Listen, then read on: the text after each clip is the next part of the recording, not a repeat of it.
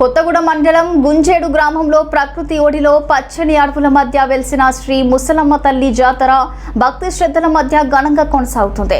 ఇక తోలం వంశీయుల ఇలువెల్పుగా భక్తుల పొంగు బంగారంగా పూజలు అందుకుంటున్న ముసలమ్మల తల్లి 3 రోజుల జాతర మహోత్సవం గ్రామంలో ఆధ్యాత్మిక వాతావరణాన్ని నెలకొల్పింది.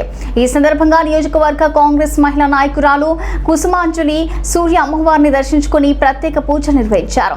తోలం వంశీయుల సాంప్రదాయాల ప్రకారం పూజలు చేసి మొక్కులు చెల్లించుకున్నారు. ఈ ప్రాంత ప్రజలందరికీ ముసలమ్మ తల్లి చల్లని దీవెనలు ఎల్లప్పుడూ ఉండాలని, ప్రజలు ఆరోగ్యంగా సుఖ సంతోషాలతో వర్ధిల్లాలని ఆమె ప్రార్థించారు.